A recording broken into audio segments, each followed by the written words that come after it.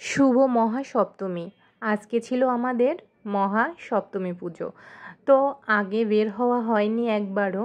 আজকে সপ্তমী পূজার দিন সন্ধ্যাবেলায় কিন্তু বের হয়ে পড়েছিলাম পূজা দেখার জন্য। তো hello everyone, welcome back to my channel.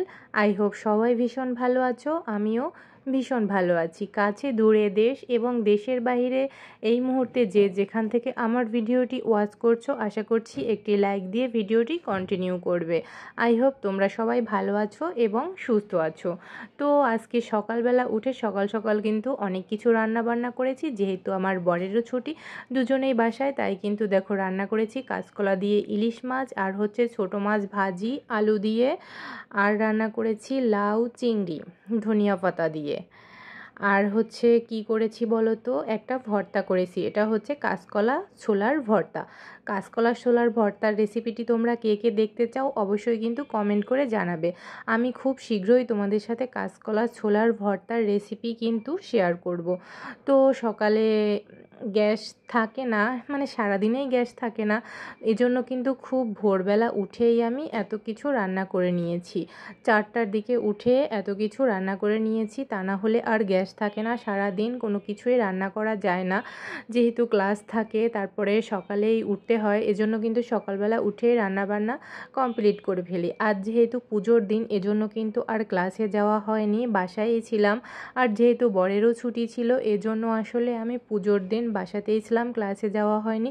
সকালবেলা দেখো এত কিছু রান্না করে নিয়েছি, আজকে কিন্তু অনেক কিছুই রান্না করেছি আমি। তো তোমরা কে কে পূজায় ঘুরতে গিয়েছো, আর কোথায় কোথায় ঘুরতে গেলে, আর কেমন মজা করলে অবশ্যই কিন্তু কমেন্ট করে জানাবে। তো সব সময় রান্না বান্না ঘরের কাজ কত কিছুই করি, কখনো কিন্তু ত্বকের যত্ন তেমন একটা নেওয়াই হয় না। তাই ভাবলাম পুজোর দিনে একটু ত্বকের যত্ন না নিলে হয়। তাই কিন্তু আমি একটু আজকে ফেসিয়াল করলাম, আর চুলে একটু মেহেন্দি দিলাম, মানে মেহেদি দিলাম। তো তারপরে কিন্তু সারাদিন কাজবাজ শেষে নিজেকে একটু যত্ন করে সাজিয়ে গুছিয়ে নিলাম। তারপরে কিন্তু রেডি হয়ে গেলাম পূজাতে বের হওয়ার জন্য।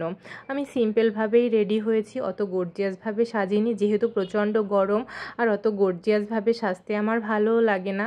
তো সিম্পলভাবে সেজে নিয়েছি, তারপর দেখো রওনা দিয়ে দিয়েছি। তারপরে কিন্তু দেখো চলে এসেছি আমাদের গন্তব্যে।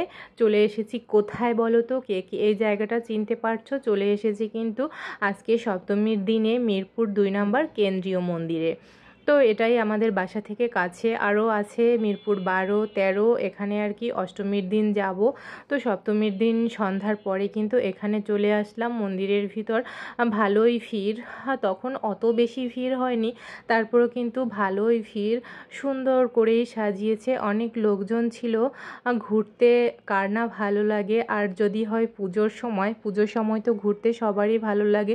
কত লোকজন আসে, অনেক লোকজন দেখা যায়, যেহেতু ঢাকা শহরে থাকি সেহেতু সব লোকেই অপরিচিত, পরিচিত লোকের সাথে খুবই কমই দেখা হয়, তেমন একটা দেখা হয় না বললেই চলে। তারপরও ভালো লাগে যে এত লোকজন দেখি পুজোর মধ্যে, সবাই বিভিন্ন রকম সেজে গুজে সুন্দর করে ঘুরতে আসে। আর দেখো মায়ের মূর্তিটা কত সুন্দর হয়েছে, মায়ের মুখটা এত সুন্দর হয়েছে, দেখেই মন ভরে যাচ্ছে।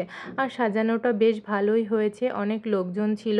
আমিও এই ফাঁকে একটু ভিডিও করে নিচ্ছিলাম। প্রচণ্ড গরম ছিল, ভিতরে দাঁড়াতে পারছিলাম না। তারপর দেখো এখান থেকে কিন্তু আমরা কিনে এনেছি মিষ্টি, মানে ঠাকুর ঘরে ভোগ দেব বলে, এজন্য কিন্তু মিষ্টি কিনে এনেছি। পুজোর দিনে ঠাকুর ঘরে একটু মিষ্টি ভোগ না দিলে হয়? তারপরে মন্দিরের ভিতরে প্রচণ্ড গরম ছিল, আর প্রচণ্ড লোকের ভিড়। আস্তে আস্তে যত রাত হচ্ছিল আর ভিড় বাড়ছিল, তারপরে কিন্তু বাইরে বের হয়ে এসেছি রাস্তায়। দেখো রাস্তায়ও কিন্তু কত লোকের ভিড়, রাস্তায়ও কিন্তু লোকজন কম নেই।